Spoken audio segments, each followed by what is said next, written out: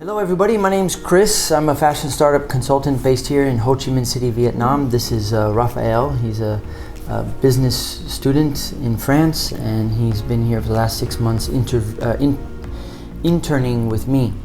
And our main focus has been video production. We did over 40 videos, 50 actually. Yeah. And today we're going to share some of his, the things that he liked about his the daily life here in Vietnam, the things that he learned interning with me, and some tips for future interns.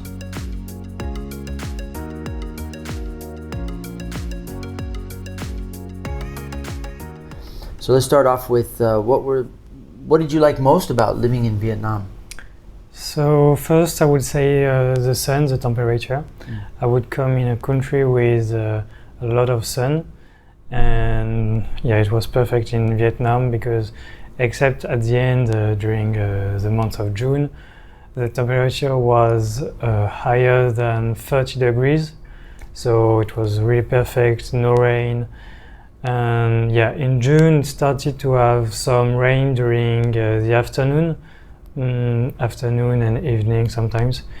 So generally speaking, from June until late October is the rainy season. And it's actually, even though it's summertime, it's actually cool because the cloud cover keeps the sun away and also the rain drops the temperature a few degrees. But aside from when we have a storm, the city can flood quite a bit and it's hard to move around. But other than that, it's just like afternoon showers for maybe 30 minutes and you just try not to get caught. Yeah, and the roads are not made for the rain, you know, like in Europe the roads are a little bit like that to evacuate the water, but here it's more like that, or you have some hole in the middle of the road, so it keeps the water and you have like some lack of lake in the middle of the road. Yeah, so you just got to be careful.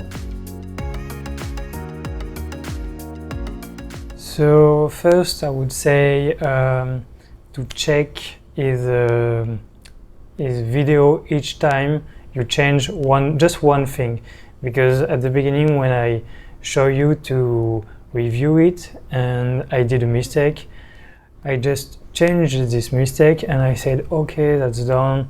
But the thing is, when I change one thing during the first minute, for example, it will change another thing in the second minute, so I have to review all the video each time I change just one thing, and then I upload the video just once everything is perfect and just once I change the only mistakes we saw.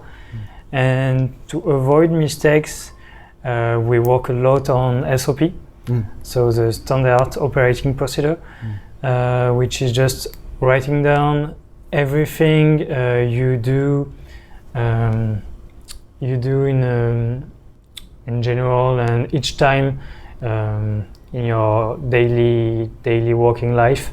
So we write a SOP of 42 pages about video editing with text and a lot of image also. That's why it's very big. So yeah, write down your SOP to avoid mistake, and then if there is still mistake, because you review all of the video each time, even if you change just one thing. Yeah, so for motorbike, so first I took it in D2 in Tao Dinh, because it's easy to drive first, and also they speak English. You can find some other place in D1, for example, but to start to drive is not the best place. And I suggest to don't go in small shop, because if you have any trouble with the motorbike, they will just ask to pay a lot. And just go in a big one, so you have DC motorbike or Saigon motorbike, I think, which are the two biggest in Tao Dinh. with DC motorbike, it's a little bit more expensive.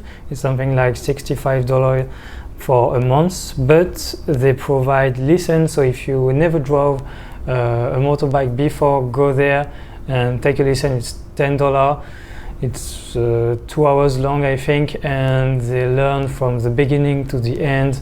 You finish by making a tour of Taodin alone, so that's really nice.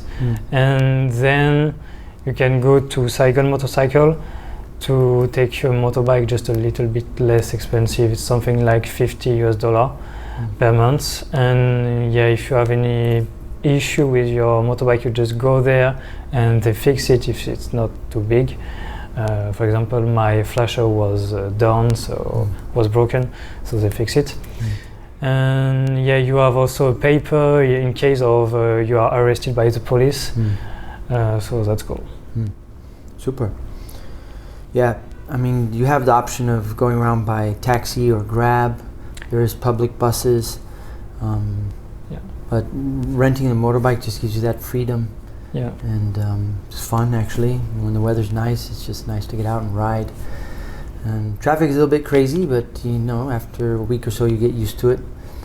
And it's nice if you do if you go to a point that you know the road, because if you don't know the road, driving your motorbike and following the road on your phone is quite complicated. So it's better to take a Grab, a taxi. But when you do your daily traject, it's better to have your motorbike. As you said, it's like freedom. It's very enjoyable. Yeah, cool. Thank you.